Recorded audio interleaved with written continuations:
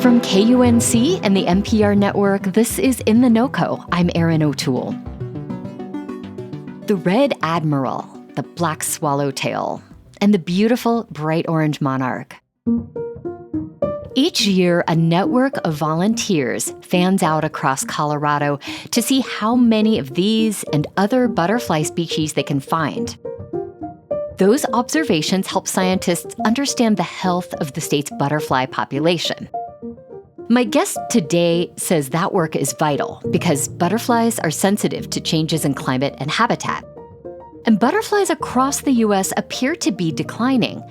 That's according to a recent study in the journal Science that incorporated some alarming data from the Colorado volunteers. Shiran oversees the network of butterfly observers. It's part of her job managing conservation projects for the Butterfly Pavilion in Westminster. The program has trained more than 300 citizen butterfly observers since its launch in 2013. Shiran joined me to talk about the network and what its findings can tell us.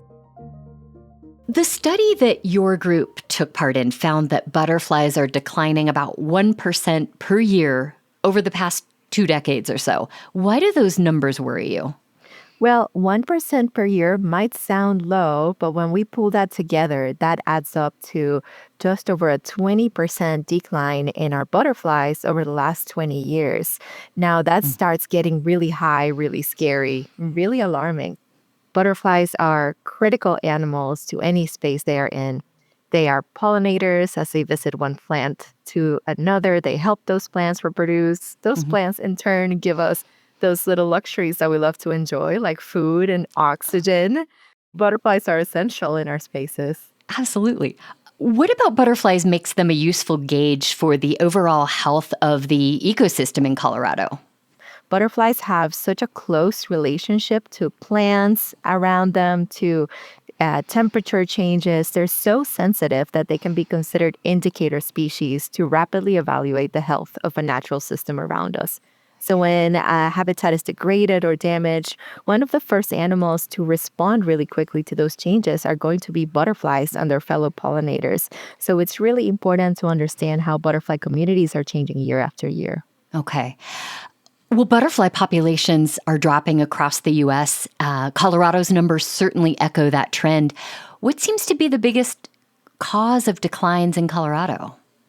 It is such a melting pot of pressures right now. It's not just extreme climate events and not just a rapidly changing climate and not just widespread pesticide use and not just habitat loss and habitat change. It's really the combination of them all that makes it a really tough time to be a bug out there.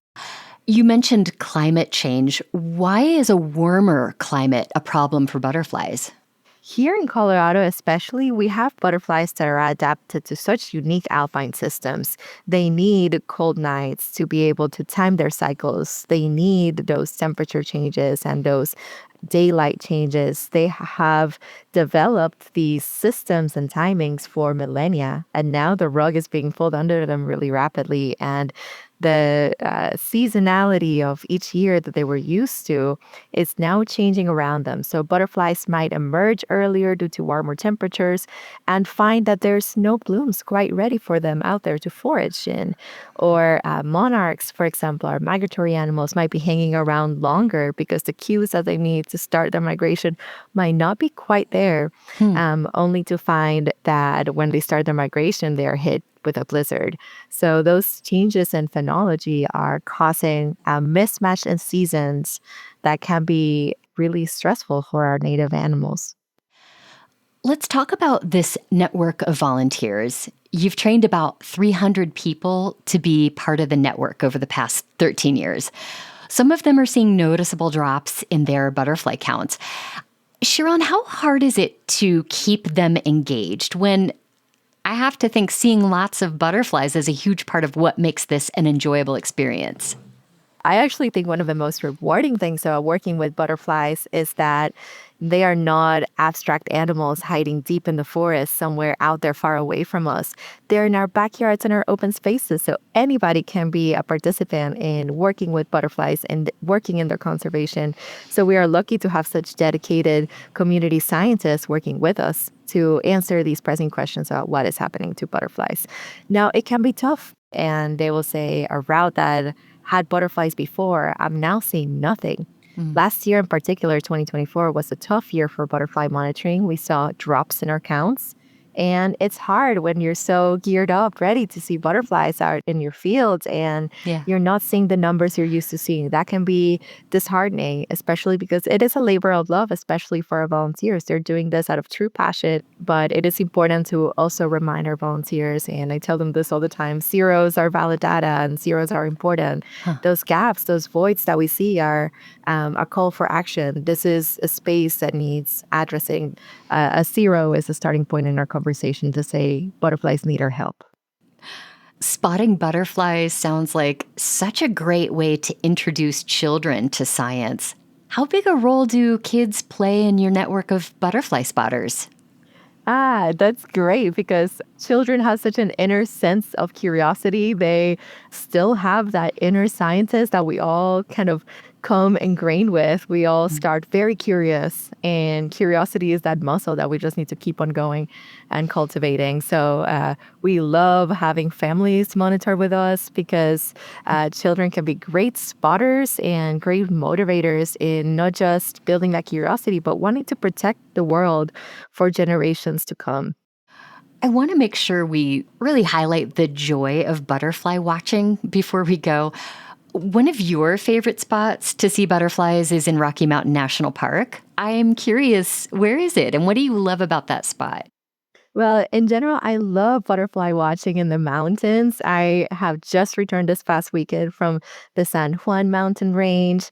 And what I love about this is the explosion of life we get in the summer as alpine blooms start turning the floor all of these different colors. The floor basically turns yellow and purple with all of these explosions of blooms. And butterflies, of course, are so happy to see these changes. Butterfly season in the mountains is so dramatic and so short that the explosion of life that comes with it is fantastic. So we see the bumblebees and the butterflies, and we see all sorts of green and blue and red and yellow around us. So it feels like walking into a painting that is alive. So there's nothing like monitoring for butterflies in the mountains. Shiran Hershkovich manages a network of volunteer butterfly observers for the Butterfly Pavilion in Westminster. If this conversation inspired you to plant some butterfly-friendly plants in your garden, Shiran recommends dill, mallow, and native milkweed.